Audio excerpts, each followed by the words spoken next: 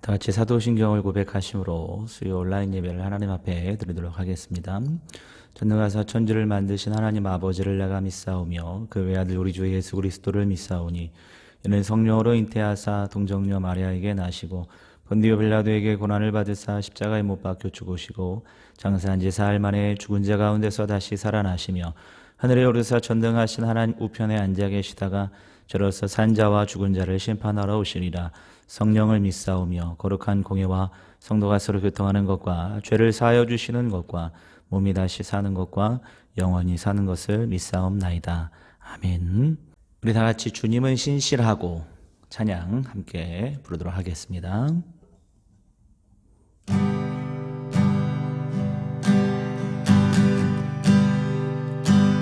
주님은 신실하고 항상 거기 계시네. 주 사랑을 뭐라 할까. 주님은 신실하고 주님은 신실하고 항상 거기 계시네. 주 사랑을 뭐라 할까.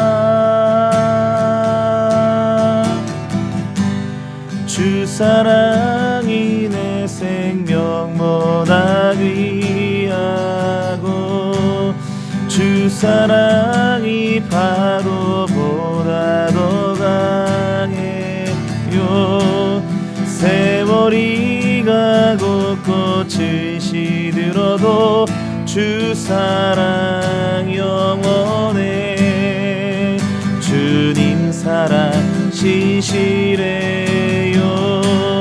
주 사랑이 내 생명보다 귀하고 주 사랑이 파도보다 더 강해요. 세월이 가고 꽃을 시들어도 주 사랑 영원해. 주님 사랑 신실해요. 주님 사랑 신실해요.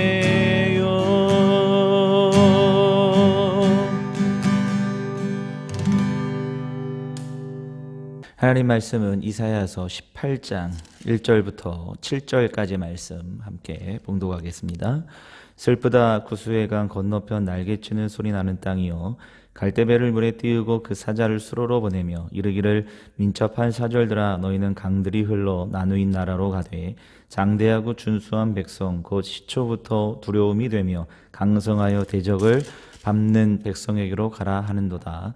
세상의 모든 거민 지상에 사는 너희여, 산들 위에 기치를 세우거든 너희는 보고 나팔을 불거든 너희는 들을지니라. 여호와께서 내게 이르시되 내가 나의 처소에서 조용히 감찰함이 쬐이는 일광 같고 가을 더위의 운무 같도다. 추수하기 전에 꽃이 떨어지고 포도가 맺혀 익어갈 때에 내가 낫으로 그 연한 가지를 베며 퍼진 가지를 찍어버려서 산의 독수리들과 땅의 들짐승들에게 던져주리니 산의 독수리들이 그것으로 여름을 지내며 땅의 들짐승들이 다 그것으로 겨울을 지내리라 하셨습니다. 그때 강들이 흘러 나누인 나라에 장대하고 준수한 백성 곧 시초부터 두려움이 되며 강성하여 대적을 밟는 백성이 만군의 여호와께 드릴 예물을 가지고 만군의 여호와 이름을 두신 곳 시온산에 이르리라. 아멘. 우리가 계속해서 이사야 말씀을 함께 나누고 있고 오늘은 특별히 구수 땅에 대한 하나님의 심판 경고 또 심판 메시지에 대해서 함께 말씀을 통해서 나누도록 하겠습니다. 오늘 본문 1절 보시면 슬프다 구수의 강 건너편 날개치는 소리 나는 땅이요 이렇게 말씀하고 있어요. 구수라는 나라가 습지 지역이 많다라고 이렇게 얘기하고 있죠. 이 구수라는 말이 히브리어로는 검다라는 뜻을 지니고 있다고 그래요. 그래서 이 아프리카에 있는 에디오피아, 지금으로 말하면 이디오피아라는 나라로 우리가 이제 많은 학자들이 보고 있는데 이제 지금의 에디오피아라는 나라의 모양하고는 조금 다른 모습을 그 당 고대에는 지니고 있었다 이렇게 말씀을 드릴 수가 있습니다. 그 습지가 많은 땅이었기 때문에 날개치는 소리 나는 땅 이렇게 해서 벌레들이 울음소리 뭐 이렇게 해석하는 뭐 사람들도 있습니다. 근데 중요한 것은 무엇이냐면 이 구스라는 나라도 고대 사회에서는 아프리카에서는 맹주 자리를 지키고 있었던 굉장히 강력한 나라였던 그런 나라가 바로 구스라는 나라였죠. 우리 가장 기억에 남는 구스에 관련된 성경 본문이 아마 이 솔로몬 왕에게 그 지혜를 얻기 위해서 구스의 여왕이 찾아갔던 거 기억나시죠? 예, 그래서 고대 사회에서 아프리카의 맹주로 자리 잡고 있었던 그 나라. 우리가 지금까지 함께 배웠던 여러 그 나라들, 한때 강성하고 그리고 힘이 셌던 그런 나라들의 그런 어떤 멸망 보도들을 보면서 우리가 이제 그 이 세상에 어떤 영원한 나라는 없다라는 것을 우리가 본문을 통해서 알 수 있죠. 특별히 여기 보시면 3절을 보시면 이런 말씀이 있어요. 세상의 모든 거민 지상에 사는 너희여 산들 위에 기치를 세우거든 너희는 보고 나팔을 불거든 너희는 들을지니라 이렇게 말씀하고 있죠.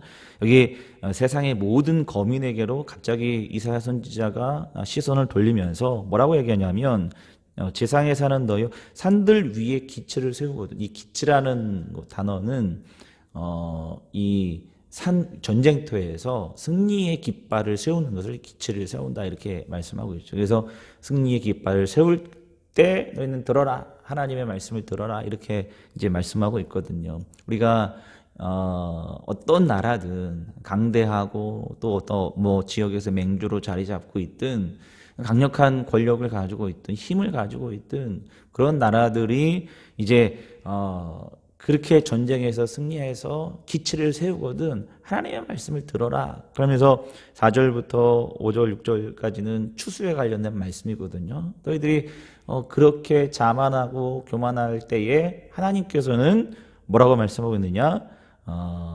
조용히 8절, 4절 보시면 내가 나의 처소에서 조용히 감찰함이 쬐이는 일광 같고 가을 더위의 운무 같도다 이렇게 말씀하고 있어요. 그러니까 조용히 하나님께서 그 교만한 모습들을 보시고 추수할 날을 기다리고 있다 이렇게 말씀하고 있는 것을 볼 수 있습니다. 뭐 그 나라가 아수르가 되었든 아람이 되었든 강력했던 북이스라엘이 되었든 오늘과 같이 구수 땅이 되었든 어떤 강력한 그런 모습을 지니고 있던 그런 나라들도 하나님께서 그들을 지켜보고 계시고 그리고 때가 참에 추수할 것을 하나님께서 말씀하고 있습니다. 그런데 여기 이제 2절을 보시면 이런 말씀이 있어요. 갈대배를 물에 띄우고 그 사자를 수로로 보내며 이르기를 민첩한 사절들아 너희는 강들이 흘러나누인 나라로 가되 장대하고 준수한 백성 곧 시초부터 두려움이 되며 강성하여 대적을 밟는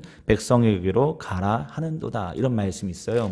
그러니까 이 2절 말씀은 어떤 말씀이냐면 그 사자를 수로로 보냈다. 사자를 보내는 거죠. 그러니까 사자를 보낸다는 것은 이제 사절단을 보내는 이제 장면이 오늘 본문의 말씀이에요. 구스라는 나라가 그렇게 강력한 나라가 될 수 있었던 그 뒷배경에는 여러 가지 역사적 원인들이 있겠지만 그 중에 한 가지는 아주 지혜로운 정치 외교술 아니겠습니까? 어떤 한 나라가 강력한 나라로 되기 위해서는 정치 외교술이 굉장히 강해야 되는 것이 맞습니다. 그러니까 구스라는 나라가 교만하고 그리고 강력한 나라가 되었던 것은 이런 사절단들을 보내서 이 역사적 배경으로는 그 아수르가 이제 쳐들어오고 그 다음에 이제 사절단을 뭐 북이스라엘에 보내고 뭐 이런 그 역사적 배경이 좀 있다고 해요. 그런데 그런 정치 외교술로 인해서 그런 강력한 나라가 될 수 있었지만 그러나 하나님께서는 그 교만을 꺾으시고 그리고 이 구스라는 나라도 지금 보시면 역사 속에서 사라지고 그 강력했던 그 나라들이 역사 속에서 사라진 것을 볼 수가 있습니다. 이런 말씀을 우리 개인 신학에도 좀 적용해 볼 수 있을까요?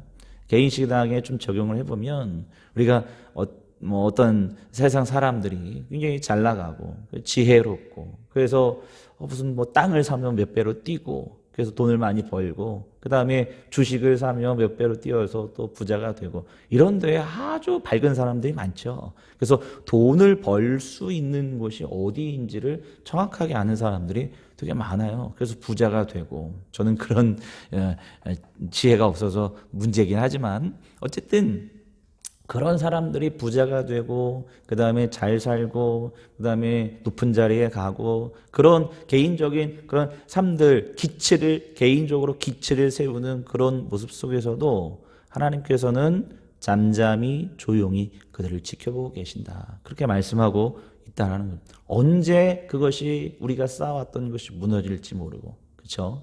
언제 그것이 다 사라질지 모르는 것이 한낱 우리 인생임을 오늘 말씀을 통해서 알 수 있다라는 겁니다. 역사적으로 수많은 강대국들 그래서 떵떵거리고 그 다음에 잘 살고 강력했던 그런 나라들이 하루아침에 다 사라지고 그리고 역사 속에서 사라진 그런 모습들을 보면 우리 인생들도 다 마찬가지 아니겠습니까? 그 어떤 사람들도 죽음 앞에서 예외일 수 없을진데 우리는 마치 천년만년 살 것 같이 교만함 속에서 하나님을 잊어버린 채 살아가는 어리석은 인간의 모습을 오늘 구수의 멸망을 통해서 볼 수 있다는 거예요. 그런데 문제는 뭐냐면 이게 눈에 가시적으로 이런 것들이 눈에 보이면 하나님을 그때 찾고 그리고 하나님 앞에 나아갈 텐데 근데 우리의 이 현실적인 삶을 보면 눈에 보이지 않는다는 거예요. 하나님의 악인들에 대한 하나님의 심판이라든지 그 다음에 교만한 자들에 대한 하나님의 심판이 그때 이루어지면 우리가 그때 하나님 앞에 곧바로 돌아올 수 있을진데 그런데 하나님 우리의 삶의 현실 가운데서는 마치 악인이 승승장구하는 것 같고 그리고 믿음이 좋고 하나님을 의지하고 성실하고 진실된 사람들은 이 사회에서 도태되고 그리고 힘들고 힘든 삶을 살고 고통의 삶을 살고 그런 모습들을 현실적인 삶에서 우리가 너무 많이 보아오더라는 거예요. 근데 우리가 실망하지 않는 이유는 뭐냐면 아까도 이야기했듯이 우리 4절을 보시면 이렇게 말씀하고 있어요. 여호와께서 내게 이르시되 내가 나의 처소에서 조용히 감찰함이 쬐이는 일광 같고 가을 더위에 음무 같도다. 이렇게 말씀하고 있어요.